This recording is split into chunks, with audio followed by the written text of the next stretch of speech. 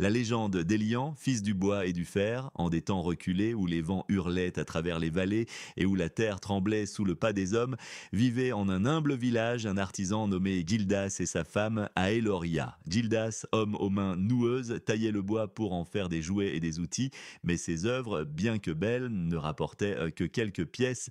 Aeloria, au cœur ardent, veillait sur leur foyer et, dès l'aube, s'enfonçait dans la forêt touffue. Là, sous les frondaisons humides, elle ramassait fagots et champignons qu'elle portait au marché pour troquer contre du pain et des légumes. Leur fils, Elian, un enfant aux yeux vifs comme l'éclair, grandissait dans la pauvreté, mais entouré d'un amour plus fort que l'acier. Chaque jour était une lutte. Le vent s'infiltrait par les murs de leur chaumière et la faim grondait souvent dans leur ventre. Pourtant, Gildas contait à Elian des histoires de héros et Aeloria chantait des chansons douces pour apaiser leur nuit. Ainsi, Eliane apprenait la patience et la force, même lorsque les lendemains semblaient sombres. Or, le jour où Eliane atteignit ses 7 printemps, un fléau s'abattit sur le village alors que le soleil déclinait. Une horde de brigands, semblables à des loups affamés, surgit des collines. Leurs cris déchiraient l'air, leurs lames brillaient sous la lumière mourante. Ils pillèrent les greniers, mirent le feu aux chaumières et massacrèrent les anciens dont les corps tombèrent dans la poussière. Les enfants dont Eliane furent arrachés à leur famille et traînés, enchaînés dans la forêt obscure. Aeloria, les mains pleines de cendres, hurla le nom de son fils, mais les ténèbres l'engloutirent. Dans le camp des brigands, un lieu de boue et de fumée, Eliane et les autres enfants vivaient comme des ombres. Les bandits, menés par un chef cruel nommé Vargor, les forçaient à porter des charges, à nettoyer leurs armes et à survivre sur des miettes. Mais Eliane, bien que frêle, gardait un feu dans son cœur. Chaque nuit, il s'échappait discrètement pour s'asseoir sous un chêne ancien, dont les racines semblaient murmurer des secrets. Là, il pleurait et priait: Père, toi qui m'as appris la droiture, guide-moi dans cette nuit sans fin. Et, par quelques mystères, l'esprit de Gildas apparaissait, nimbé d'une lueur pâle. Patience, mon fils, disait-il, la force naît du cœur et la sagesse triomphe des lames. Observe, apprends, et un jour tu forgeras ton destin. Les années coulèrent comme un torrent. Eliane grandissait, ses muscles se durcissant sous le labeur, son esprit s'aiguisant comme une lame. Il apprenait en secret l'art du combat, observant les brigands lors de leurs entraînements. Il devint habile à esquiver, à frapper et à lire les intentions dans les yeux de ses adversaires. Pourtant, il ne laissait jamais la haine l'envahir. Les paroles de son père résonnaient toujours: un homme fort protège, il ne détruit pas. À l'aube de sa 18e année, un événement ébranla la horde. Vargor, le chef, fut terrassé par une fièvre soudaine, laissant le camp sans maître. Selon leur code ancien, le nouveau chef devait être choisi par un tournoi sanglant où les prétendants s'affrontaient jusqu'à ce qu'un seul reste debout. Les brigands, assoiffés de pouvoir, se préparèrent, aiguisant leurs épées et bandant leurs muscles. Elian, bien que jeune, se présenta. Les rires moqueurs des autres s'élevèrent, mais il resta droit, son regard brûlant d'une détermination farouche. La clairière choisie pour le combat était un lieu sinistre, entouré de pins noirs et éclairé par des torches crépitantes.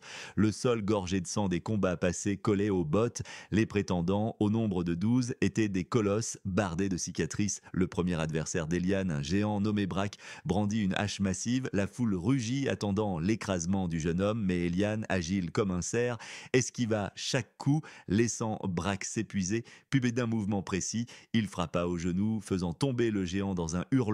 Un à un, Eliane affronta ses rivaux. Les lames s'entrechoquaient, les boucliers se brisaient et le sang coulait sur l'herbe. Lors du dernier combat, face à un guerrier rusé nommé Thorvald, Elion fut blessé, une entaille profonde à l'épaule. La douleur le fit vaciller, mais il se rappela les mots de son père: la force naît du cœur. Rassemblant ses dernières forces, il désarma Thorvald d'un coup rapide et le mit à terre, l'épée sous sa gorge. La foule stupéfaite acclama le vainqueur. Elian, le captif d'autrefois, était désormais le chef. Mais Eliane ne voulait pas d'un trône bâti sur la peur. Réunissant la horde autour d'un grand feu, il parla d'une voix claire: trop longtemps, nous avons pillé et détruit. Désormais, nous protégerons les faibles. Nous bâtirons au lieu de brûler. Suivez-moi et ensemble, nous forgerons un avenir digne. Certains ricanèrent, mais beaucoup, touchés par sa sincérité, jurèrent fidélité. Sous son commandement, la horde changea. Ils cessèrent de piller les villages et commencèrent à les aider, reconstruisant des maisons, partageant leurs provisions. Les villageois, d'abord méfiants, finirent par les accueillir comme des frères. Elian, avec sa vision, transforma la Horde en une armée disciplinée, non pas pour voler, mais pour conquérir des terres sauvages et y bâtir un royaume. Les années qui suivirent furent marquées par des guerres glorieuses.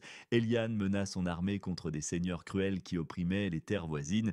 Sur les champs de bataille, le fracas des armes résonnait comme un orage. Lors de la bataille de la plaine des Cendres, Elian, monté sur un destrier noir, chargea à la tête de ses hommes. Les flèches sifflaient, les lances se brisaient et la boue se teintait de rouge. Face à l'ennemi, un seigneur nommé Dracon, Elian combattit en duel sous un ciel d'orage. Leurs épées dansaient, scintillant sous la foudre. D'un coup précis, Elian désarma Dracon et lui offrit la vie en échange de sa reddition. Cette clémence gagna le respect de nombreux ennemis qui rallièrent à cause. Ainsi, Elian conquit des terres désolées où il fit pousser des champs, construire des ponts et élever des citadelles. Son royaume, nommé Valqueur en mémoire du courage de son peuple, devint un phare de justice et de prospérité. Au cœur de ces années, Elian rencontra une femme nommée Lysandre, une guérisseuse au regard doux et à l'esprit vif. Elle soignait les blessés des batailles, ses mains apaisant les douleurs les plus vives. Lors d'une nuit d'hiver, alors qu'Elian pensait ses propres blessures près d'un feu, Lysandre s'approcha et lui parla avec une franchise qui le troubla.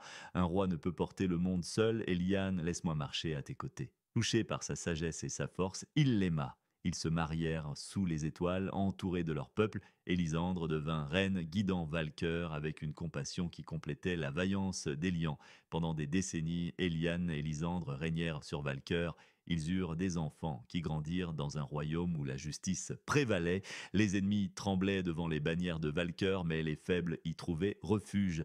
Élian, autrefois un enfant pleurant sous un chêne, devint une légende, son nom chanté par les bardes à travers les âges, et ainsi, par la force du cœur et la lumière de l'espoir, le fils du bois et du fer forgea un monde où la nuit céda à l'aube. Ainsi s'achève ce conte.